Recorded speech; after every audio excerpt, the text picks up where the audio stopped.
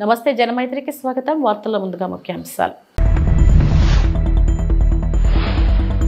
కొమ్మినేనికి 14 రోజుల రిమాండ్.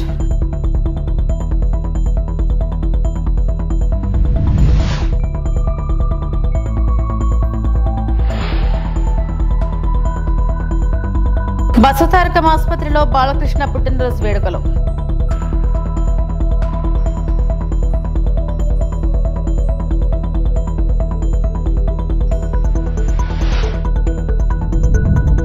మహిళా హోంమంత్రి ఉన్న రాష్ట్రంలో మహిళలపై దారుణాలు. మాజీ మంత్రి ఆర్పి రోజా మండిపాటు.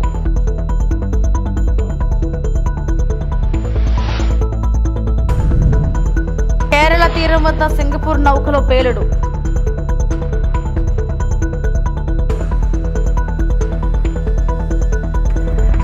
అమరావతి మహిళలపై అసభ్య వ్యాఖ్యల కేసులో అరెస్ట్ అయిన సాక్షి ఛానల్ యాంకర్ కొమ్మినేని శ్రీనివాసరావును పోలీసులు గుంటూరు జిల్లా మంగళగిరి కోర్టులో హాజరుపరిచారు. కోర్టు ఆయనకు 14 రోజుల జ్యుడిషియల్ రిమాండ్ విధించింది. అనంతరం గుంటూరు జిల్లా జైలుకు ఆయనను తరలించారు. సోమవారం హైదరాబాద్ లో కొమ్మినేని అరెస్టు చేసిన విషయం తెలిసిందే.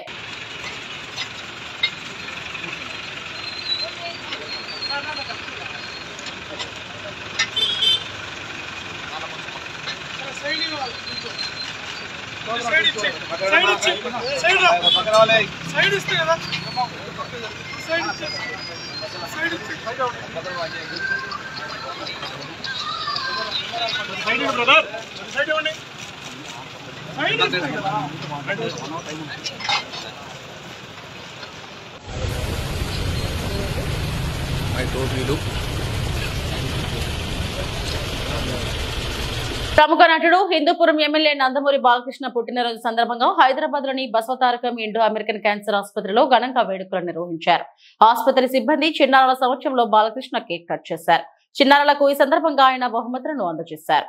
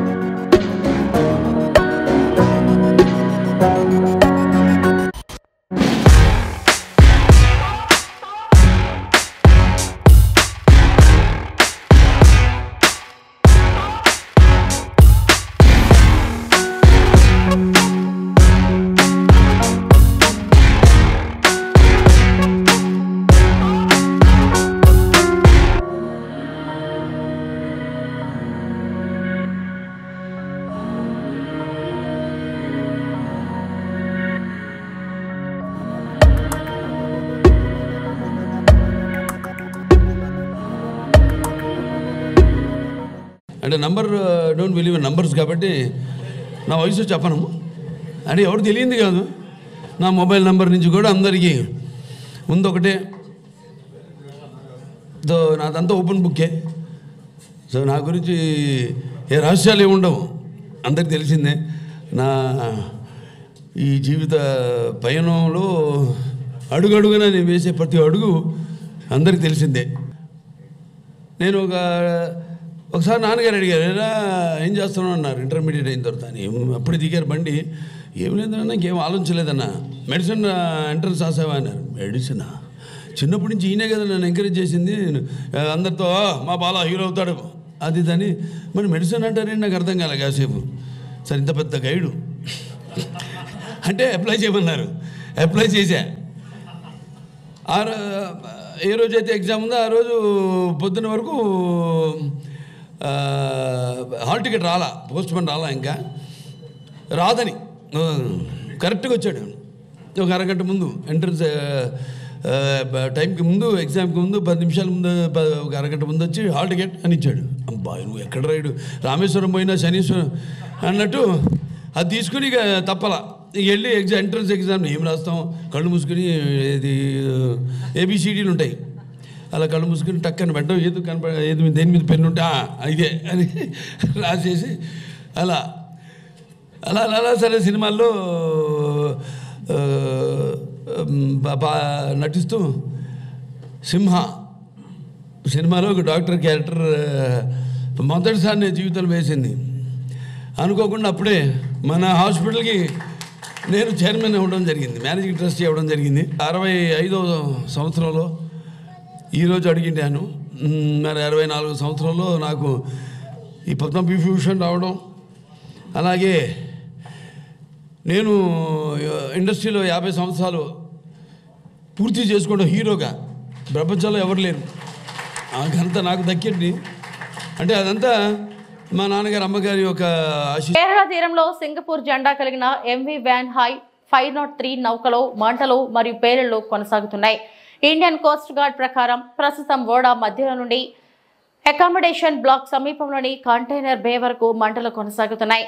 ఫార్వర్డ్ బే మంటలు అదుపులోకి ఉన్నప్పటికీ దట్టమైన పొగ ఒక సవాలుగా ఉంది.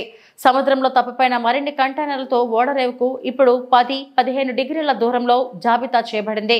ICG నౌకలు సముద్ర పహారీ మరియు సాచెట్ మంటలను అదుపు చేస్తున్నాయి.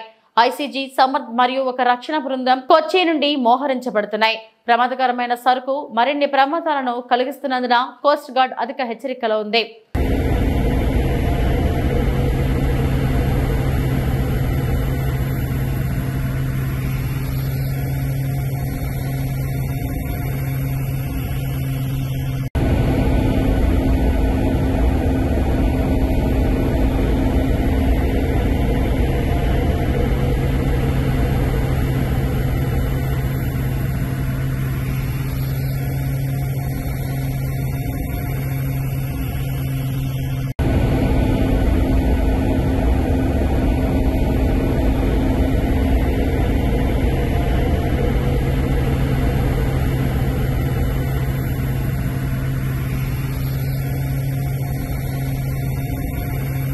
ఏలూరు జిల్లా పోలవరం అధికారులతో కలిసి పోలవరం ప్రాజెక్టు పనులను పరిశీలించిన మంత్రి నిమ్మల రామానాయుడు. పోలవరం ప్రాజెక్టు పనులను ఇప్పటికే క్షేత్రస్థాయిలో ముఖ్యమంత్రి చంద్రబాబు 3 సార్లు పరిశీలించారు. పోలవరం ప్రాజెక్టు పనులకు సంబంధించి షెడ్యూల్కు అనుగుణంగా జరుగుతున్నాయి. డీవాల్ పనులు శరవేగంగా జరుగుతున్నాయి. వర్షాకాలంలో కూడా పనులు చేసేలా బట్రస్ డ్యాం పనులు పూర్తి కావచ్చాయి. 2027 చివరి నాటికి పోలవరం ప్రాజెక్టు పనులు పూర్తి చేసేలా ప్రణాళికాబద్ధంగా పనులు చేస్తున్నాం. ఇప్పటికే పోలవరం హెడ్ వర్క్స్ 80% పైగా పూర్తయ్యాయి. పోలవరం పనులు వేగంగా జరుగుతుంటే ఓర్వలేకే అసత్య కథనాలు ప్రచారం చేస్తున్నారు. మీడియా సమక్షంలో ప్యానెల్ వెడల్పును 1.5 మీటర్లు ఉంది అంటూ కళ్లకు కొట్టొచ్చినట్లు కొలిచి చూపించిన బావర్ ప్రతినిధులు. డీవాల్ నిర్మాణంలో 1.5 మీటర్ల మందంతో నిర్మిస్తుంటే ప్రజలను తప్పుదో పట్టిస్తున్నారు. ప్రాజెక్టుల పనులను ప్రపంచంలోనే ఎక్స్పర్ట్ అయిన జర్మనీకి చెందిన బావర్ కంపెనీతో మేకా పనులు చేయిస్తుంటే దుష్ప్రచారం చేస్తున్నారు. నాడు పోలవరం ప్రాజెక్ట్ మాకు అర్థం కాలేదు, ఎప్పటికి పూర్తవుతుందో చెప్పలేమన్నారు. నాటి వైసీపీ మంత్రులు వైసీపీ ప్రభుత్వం చేయలేనిది కూటమి ప్రభుత్వంలో చంద్రబాబు పోలవరం ప్రాజెక్టు పనులు వేగవంతం చేసి చూపిస్తున్నారు. పోలవరం ప్రాజెక్టు నిర్మాణంలో నాణ్యత విషయంలో రాజీ పడే ప్రసక్తే లేదు. రాష్ట్రానికి ఒక వరం, ఒక జీవనాడి అనే విషయం మీ అందరికీ తెలుసు. అందుకే ఈరోజు కూటమి ప్రభుత్వం అధికారంలోకి వచ్చిన తర్వాత ఈ పోలవరం ప్రాజెక్టుని మరి చంద్రబాబు నాయుడు గారు ముఖ్యమంత్రిగా ఇప్పటికే 3 సార్లు స్వయంగా ఇక్కడ మరి విజిట్ చేసి ఒక లక్ష్యాన్ని కూడా డయాఫ్రమ్ వాల్ 2025 డిసెంబర్కి పోలవరం ప్రాజెక్టు పూర్తి చేసేటువంటి విధంగా ఒక షెడ్యూల్ కూడా ఏర్పాటు తీసుకుని ఆ షెడ్యూల్కు అనుగుణంగా పనులు జరిగేటువంటి విధంగా మరి ఈవేళ మరి పెద్ద ఎత్తున పోలవరం పనులు జరుగుతున్న విషయాన్ని కూడా స్వయంగా మనందరం కూడా చూస్తున్నటువంటి పరిస్థితి. ఏదైతే ఆ షెడ్యూల్కు అనుగుణంగా ఈవేళ డయాఫ్రమ్ వాల్ ఏదైతే ఉందో మరి ఇప్పటికే దగ్గర 360 మీటర్లు మరి ఈవేళ డయాఫ్రమ్ వాల్ నిర్మాణం ఈ యొక్క కొద్ది కాలంలోనే మనం నిర్మాణం చేసుకోవడం, అదేవిధంగా ఏదైతే గ్యాప్ 1 ఏదైతే ఉందో మరి ఆ పనులు కూడా ఈరోజు ఈసీఆర్ఎఫ్ డ్యామ్ పనులు ప్రారంభించుకుని గ్యాప్ 1కు సంబంధించి ఈసీఆర్ఎఫ్ డ్యాము 2026 మార్చి కల్లా పూర్తి చేసేటువంటి లక్ష్యంగా పోలవరం పనులు పూర్తవుతుంటే మరి అక్కసుతోటి ఏదైతే ఈ పోలవరం పనులు పూర్తవుతూ ఉంటే చూడలేనటువంటి వారలేని తనంతో ఇలా వైఎస్ఆర్సీపీ పార్టీ కూడా ఈ పోలవరం మీద అవాకులు చవాకులు మాట్లాడుతున్నటువంటి పరిస్థితి మనందరం కూడా చూస్తున్నాం. అందులో పర్టికులర్గా ఏదైతే డయాఫ్రమ్ వాళ్ళకి సంబంధించి ఏదైతే డిజైన్స్కి మరి వ్యతిరేకంగా 0.9 మీటర్సే ప్యానల్ వేస్తున్నారని చెప్పి ఒక బ్యానర్ ఐటమ్స్ పెడుతూ ఉన్నారు వాళ్ళ అవినీతి పత్రికలో. ఇప్పుడే మీ మీడియా మిత్రులే మీరు చూస్తారు, ఏదైతే వేసేటువంటి ప్యానల్ ఏదైతే డయాఫ్రమ్ ప్యానల్ ఏదైతే ఉందో మీకు ఆ బావర్ కంపెనీ వాళ్ళే చూపించారు 1.5 మీటర్స్ అని. అంటే ఈ డయాఫ్రమ్ వాళ్ళకి సంబంధించినటువంటి ఏ ప్యానల్ మందమైనా సరే 1.5 మీటర్స్కి 1 సెంటీమీటర్ కూడా తక్కువ ఉండదు. ఇది కళ్ళారా మనందరం కూడా చూస్తున్నటువంటి పరిస్థితి. అయితే 100 మీటర్స్ డెప్త్కి మరి ఆ యొక్క ప్యానల్ వెళ్ళేటప్పుడు క్రిందిలో రాక్ తగిలిన చోట ఎక్కడైనా లాస్ట్ 2 మీటర్స్ 3 మీటర్స్ దగ్గర ఎక్కడైనా 0.3 m మరి ఏదైనా వాలు కొంచెం తప్పుకుంటుంది తప్ప అంతకు మించి ఆ 1.5 మీటర్స్ మాత్రం ఖచ్చితంగా దాని మందం ఉంటుంది. అటు 0.3 మళ్ళీ దానికి రివర్స్లో ప్యానల్ దిగినప్పుడు రెండో వైపున కూడా 0.3 మ్యాక్సిమం డిఫరెన్స్ వస్తుంది. అది పశ్చిమ గోదావరి జిల్లా నర్సాపురం నియోజకవర్గంలోని జనసేన పార్టీ కార్యాలయంలో నిర్వహించిన సమావేశంలో ముఖ్య అతిథులుగా ప్రభుత్వ విప్ నర్సాపురం శాసనసభ్యులు నాయకర్, తెలుగుదేశం పార్టీ ఇన్ఛార్జ్ పొత్తూరి రామరాజు, జిల్లా సహాయ సంఘాల అధ్యక్షులు మైలా వసంతరావు, మత్స్యకార సహాయ సంఘాల ఆప్కా చైర్మన్ కోళ్లు పెద్దిరాజు తదితరులు పాల్గొన్నారు. నర్సాపురంలో మత్స్యకార సహాయ సంఘాల అభివృద్ధిపై సమావేశం ఘనంగా నిర్వహించారు. ఈ సందర్భంగా శాసనసభ్యులు నాయకర్ మాట్లాడుతూ మత్స్యకార సహాయ సంఘాల అభివృద్ధి చెందే విధంగా కృషి చేస్తారని ఆయన అన్నారు. రాష్ట్రంలోని 900 కిలోమీటర్లు మత్స్యకారుల కుటుంబాల వేటపైన ఆధారపడి ఉండడం జరిగిందన్నారు. మత్స్యకారుల సంఘాలకు సబ్సిడీ లోను వినియోగించుకునే విధంగా ఉండాలన్నారు. గత ప్రభుత్వంలోని మత్స్యకార కుటుంబాలకు ఎక్కడా కూడా ఆదుకునే పరిస్థితి లేదన్నారు. టీడీపీ ఇన్ఛార్జ్ రామరాజు మాట్లాడుతూ మత్స్యకార రంగంలో ప్రగతి సాధించడానికి ముఖ్యమైన నిర్ణయాలు కూటమి ప్రభుత్వం తీసుకుంటుందన్నారు. ఈ సహాయ సంఘాలను మరింత బలోపేతం చేయడంపై అవగాహన సదస్సు ఎంతగానో ఉపయోగపడుతుందన్నారు. కార్యక్రమంలో మత్స్యకారుల సంక్షేమ సంఘం నాయకులు పాల్గొన్నారు. కార్పొరేషన్ చైర్మన్ ఉన్నారు, వివిధ రకాలుగా కూడా నియోజకవర్గంలో.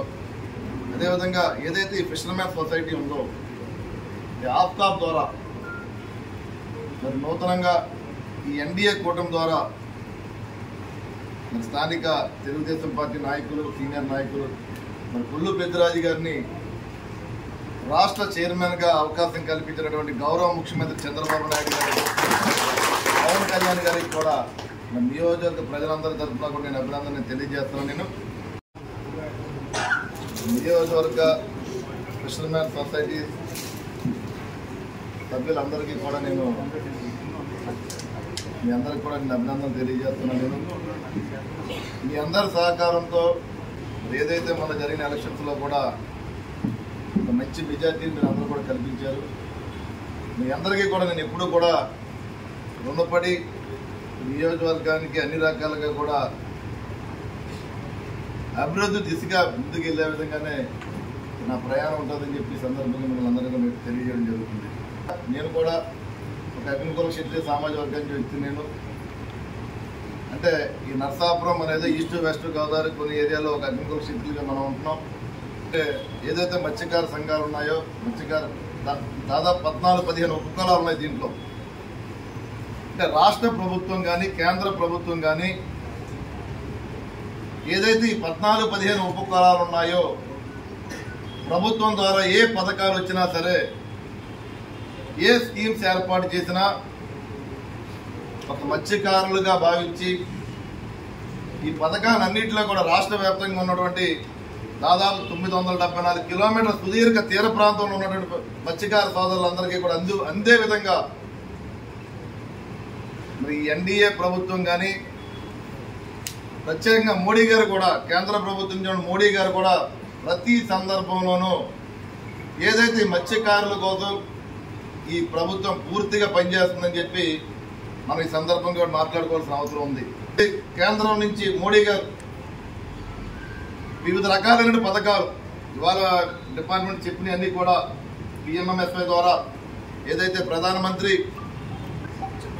మత్స్య సంపద యోజన ద్వారా వచ్చే పథకాలు కూడా కొంత కేంద్ర ప్రభుత్వం ఇస్తే దాంట్లో కొంత భాగం రాష్ట్ర ప్రభుత్వం ఇచ్చే విధంగా ప్రతిదీ కూడా ప్రతి స్కీము కూడా మత్స్యకార సోదరులకు అందే విధంగానే ఈ స్కీమ్స్ ప్రతి గవర్నమెంట్లో కూడా ఎందుకు చెప్తున్నానంటే మోడీ గారి ప్రభుత్వం బీజేపీ ప్రభుత్వం ఎప్పుడు వచ్చినా సరే మత్స్యకారులకు పెద్దపీట వేస్తుంది. అదేవిధంగా గౌరవ ముఖ్యమంత్రి చంద్రబాబు నాయుడు గారు గతంలో ముఖ్యమంత్రిగా ఉన్నప్పుడు కూడా ఆయన గతంలో కూడా మనకు 3 సార్లు ముఖ్యమంత్రిగా చేశారు తెలుగు రాష్ట్రాలకి. మరి ఆ రోజున కూడా ప్రత్యేకంగా మత్స్యకార సోదరులు ఏదైతే ఉన్నారో వాళ్ళందరికీ కూడా మరి ఆయన ముందుకెళ్ళిన సందర్భం మనం కూడా మాట్లాడుకోవాల్సిన అవసరం ఉంది. ఈ సంవత్సరం జూన్ 21వ తేదీన జరగనున్న 11వ అంతర్జాతీయ యోగా దినోత్సవం సందర్భంగా మన దేశ ప్రధాని శ్రీ నరేంద్ర మోడీ సమక్షంలో విశాఖ వేదికగా ప్రపంచమంతా తెలిసేలా ఎడ్యుకేషన్ డిపార్ట్మెంట్ నుండి సుమారు 2,50,000 మంది ప్రజలతో కామన్ యోగా ప్రోటోకాల్ నిర్వహించడం జరుగుతుందని, ఈ ప్రోగ్రామ్ కి మన విశాఖపట్నం జిల్లాలో ఉన్న college students, upper primary students అందరూ తప్పనిసరిగా ఇచ్చిన లింక్ ద్వారా యోగాంధ్ర రిజిస్ట్రేషన్ చేయించుకొని జూన్ 21వ తేదీన బీచ్ రోడ్లని ఏర్పాటు చేసిన కంపార్ట్మెంట్ లో కామన్ యోగా ప్రోటోకాల్ కార్యక్రమంలో పాల్గొనాలని విశాఖపట్నం జిల్లా కలెక్టర్ మరియు education secretary Andhra university seminar hall లో జరిగిన మీటింగ్ లో చెప్పడం జరిగింది. NCC volunteers. Secondly, NSS volunteers. NSS volunteers also are there in the schools, so in the colleges, so they can also be enrolled. దానికి గురించి ఈ రోజు AU NSS కోఆర్డినేటర్ తో మాట్లాడడం జరిగింది. సో వాళ్ళు కూడా తీసుకోవడం జరుగుతుంది. వీళ్ళతో పాటు వైజాగ్ వాలంటీర్స్ అని ఎప్పుడు కూడా వివిధ కార్యక్రమాల్లో పార్టిసిపేట్ చేస్తే ఈ స్వచ్ఛంద సంస్థ నుంచి కూడా మనం వాలంటీర్స్ తీసుకున్నాం. They work during Chandranotsavam, they work during navy marathon. So వాళ్ళు కూడా ఎన్రోల్ చేయడం జరుగుతుంది. వాళ్ళు రిజిస్ట్రేషన్ ముందుగానే వాళ్ళ పేరుతో రిజిస్ట్రేషన్ చేయడం జరుగుతుంది. So registration process is done primarily to know who are these people and they also needs to be trained. Volunteers just అక్కడ వెళ్ళి నిలబడడం కాదు, వాళ్ళకి వాళ్ళ యొక్క బాధ్యత ఏంటి, what is that the volunteer needs to do, step by step they have to be taught. So we will do virtual training, 1-2 rounds, minimum 2 rounds of virtual training and 1 round of physical training we are planning. Physical training will also happen in the AU engineering ground. అక్కడ ముందుగానే మనము షామియానా వేయడం జరుగుతుంది, దాంట్లో training ఇవ్వడం జరుగుతుంది. ముందు రోజు వాళ్ళందరికీ శిక్షణ ఇంకొకసారి చెప్పి అక్కడ నుంచి బస్సెస్ ద్వారా వాళ్ళ కంపార్ట్మెంట్ లో deploy చేయడం జరుగుతుంది. It's more like a NCC camp and NSS camp where people come, they attend the briefing, take dinner and start the previous night and get deployed along with the police people who also are going to be deployed. So policemen, minimum 4 people will be there. నంద్యాలలో ప్రముఖ నటుడు మంచు మనోజ్ సందడి చేశారు. సతీమణి మౌనికతో కలిసి మూల పెద్దమ్మ అమ్మవారి జాతరకు హాజరయ్యారు. అమ్మవారిని దర్శించుకుని ప్రత్యేక పూజలు చేశారు. వారిని చూసేందుకు భారీగా అభిమానులు తరలివచ్చారు. వారికి మనోజ్ దంపతులు ఆత్మీయంగా అభివాదం చేశారు.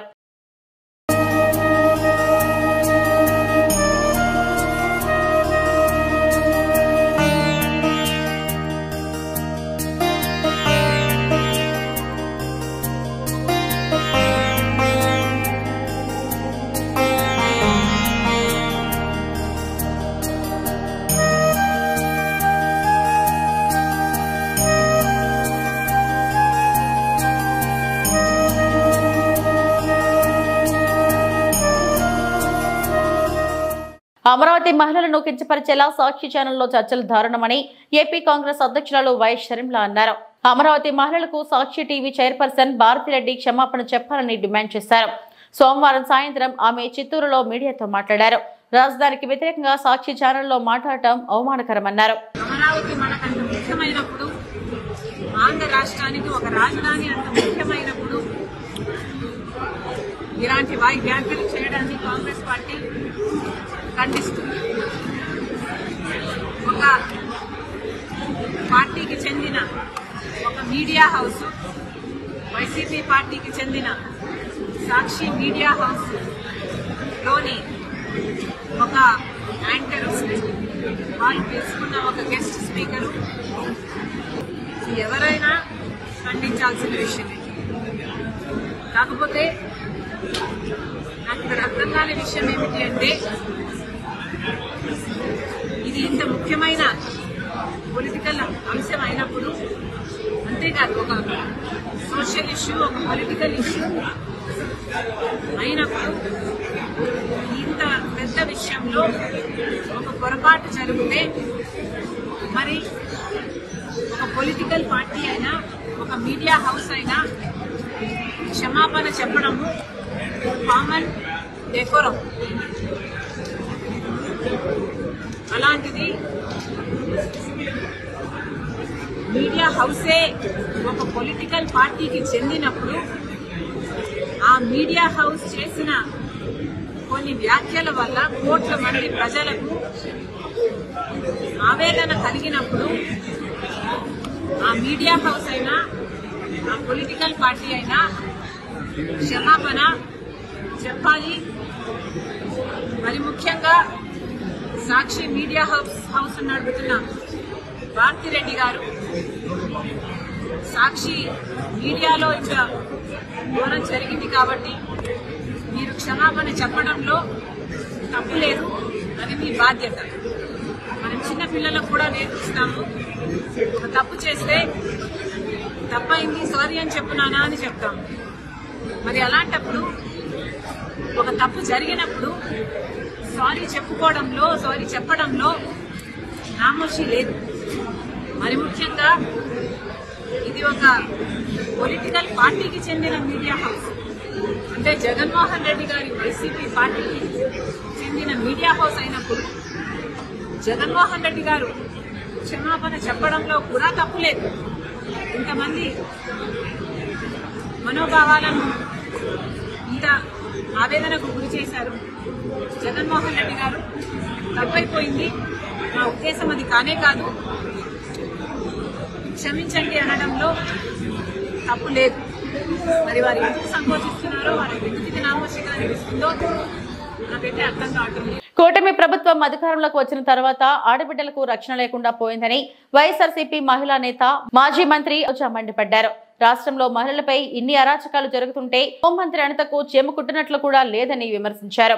అధికారంలో ఉన్న వాళ్ళు లా అండ్ ఆర్డర్ కాపాడాలని, మరి అటువంటిది అధికారంలో ఉన్న వాళ్లే రాష్ట్రంలో అరాచకాలు సృష్టిస్తున్నారని ధ్వజమెత్తారు. మహిళా హోంమంత్రిగా ఉన్న రాష్ట్రంలో మహిళలపై దారుణాలు జరగడం సిగ్గుచేటన్నారు. నగరి నియోజకవర్గంలో మైనర్ బాలికపై అత్యాచారం చేశారు. అనంతపురం జిల్లా ఇంటర్ విద్యార్థి కనిపించకపోతే పట్టించుకోలేదు. పరిటాల సునీత నియోజకవర్గంలో 14 మంది టీడీపీ వాళ్ళు మైనర్ బాలికపై అత్యాచారం చేస్తే సాక్షి మీడియా బయటకు తీసుకొచ్చింది. డిప్యూటీ సీఎం పవన్ కళ్యాణ్ మహిళలపై దాడులు జరుగుతుంటే పట్టించుకోవడం లేదు. హోంమంత్రి అనిత నా చేతిలో గన్ ఉందా, నాకు పవర్ ఉందా అంటూ చేతకాని మాటలు మాట్లాడుతూ ఉంటే రాజీనామా చేయాలి. సీనియర్ జర్నలిస్ట్ కొమ్మినేని తప్పుడు కేసు పెట్టి అరెస్టు చేశారు.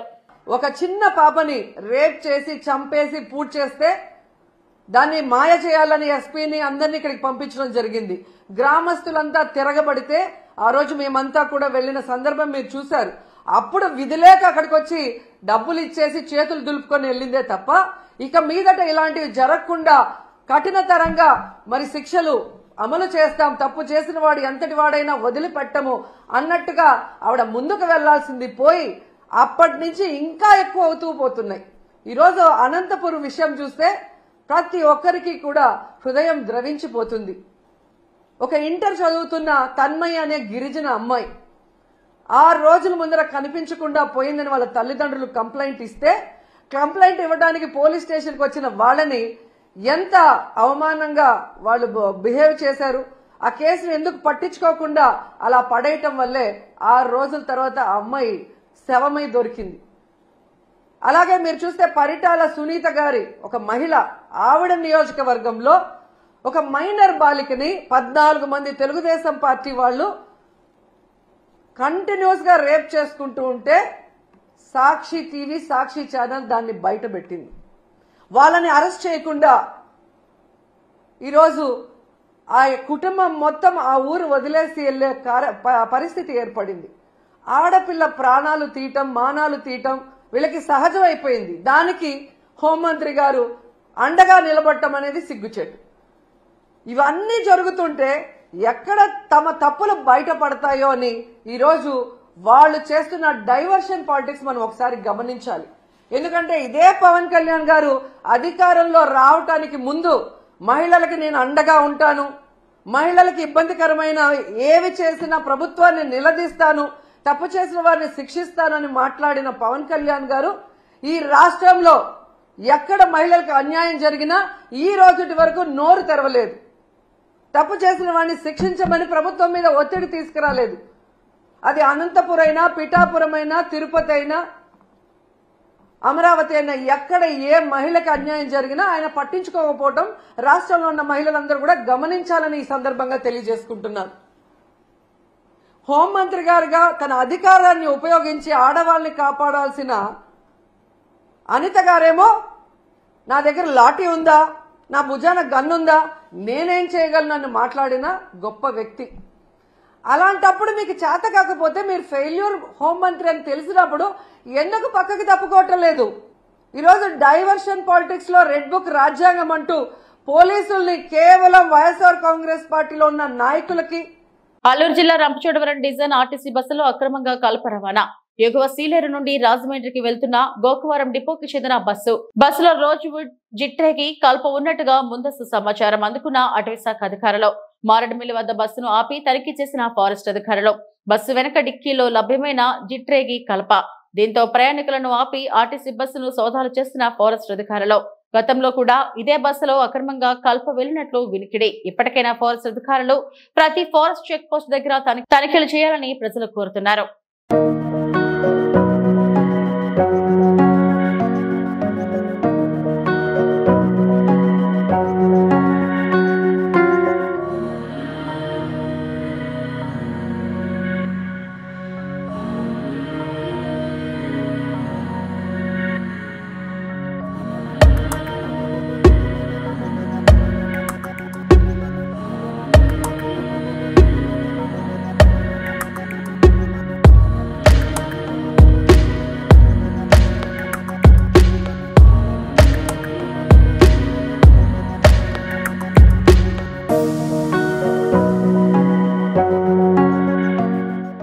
ఇవి ఇప్పటివరకు నా బులెటిన్ అప్డేట్స్. నమస్తే.